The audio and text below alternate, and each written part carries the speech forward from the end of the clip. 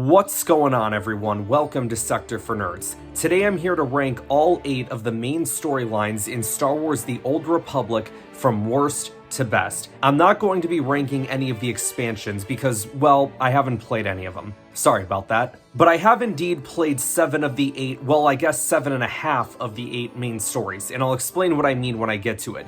But before we begin, make sure to like this video and subscribe to the channel. I also want to say that overall, I enjoyed playing Star Wars The Old Republic. Did it get annoying traveling to the same planets in a particular order? Yeah. Did I get annoyed playing the same side missions over and over to level up your characters?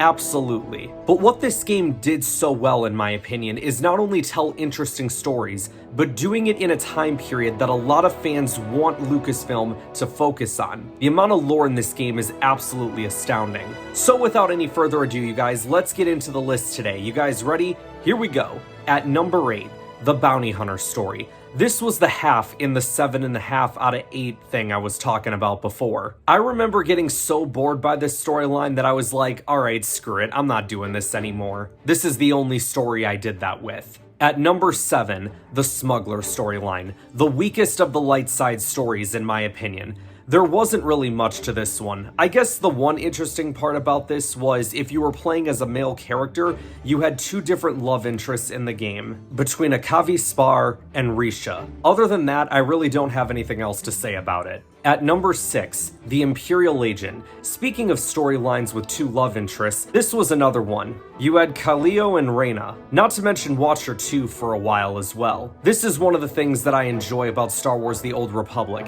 The idea that you can interact with members of your crew and form relationships with them. Or if you want to, you can be their worst enemy as well, lol. The choice is yours. But it's not just the character interactions that are fun. In this particular story, you gotta play it smart on every mission you go on to get the information you need. After all, you're an agent, which basically means you're a spy. At number 5, the Jedi Counselor, also known as the Bar Senthor of the Jedi Order. This was a decent storyline. I mean, no matter what, I always enjoy playing as a Force user in Star Wars games. You start out on Tython, which is pretty cool, a place that's very important when it comes to the history of the Jedi. You eventually get to take on a girl named Nadia as your apprentice, and like every swtor story, you go on missions to either Coruscant or Dromund Kaas, and then Nar Shaddaa and either Balmorra or Terrace, depending on which side you're on, and then you go to Tatooine and Alderaan, and then whichever planet you didn't go to before between Balmorra and Terrace, you then have the chance to go to.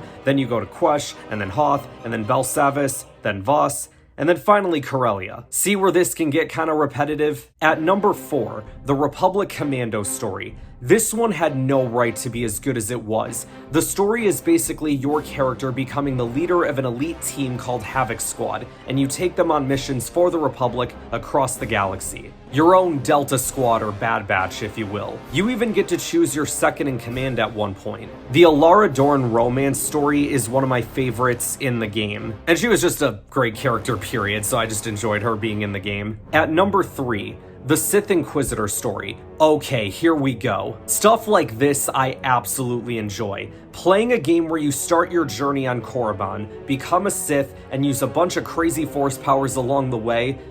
So good. Darth Thanaton is a heck of a final boss as well. You get to fight him in front of the Dark Council, and if you win, you become a part of it.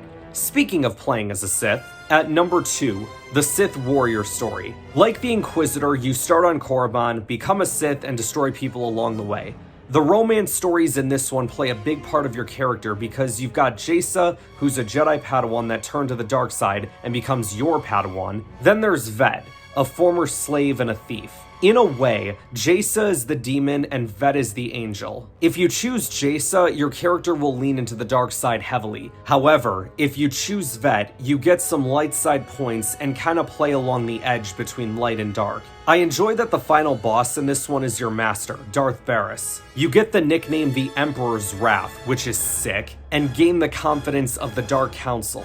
This story rules. And finally, at number 1, the Jedi Knight story. This was the first swtor story I ever played and I absolutely adored it. It's what got me hooked on this game at the time. Getting to play a story where you start out as a Padawan, become a knight, train a Padawan, and eventually defeat the Emperor, aka the most evil person in the galaxy. What more can you ask for? Before I learned the formula to these stories, I legit thought that after you lost to the Emperor midway through, that it was gonna be the end of the story, and I was like, whoa, what? But no, there was more story to play. The Emperor was so hard to beat in the final boss battle, by the way. I had to go back and level up my character several times before I could finally beat him. When I played through the game, I made mostly light side choices, but that's the cool part about these stories, is you can have a light side character make dark side choices and vice versa, and it affects the way that the story goes. I wish more Star Wars games were like this. Like, give me a single player game like a Jedi Fallen Order or The Force Unleashed, and give me all the different choices that a game like KOTOR or swtor gives you. That would be amazing. So there you have it, guys. That's my list for all my favorite Star Wars The Old Republic stories from worst to best. Let me know in the comments below what your favorite and least favorite stories are and why.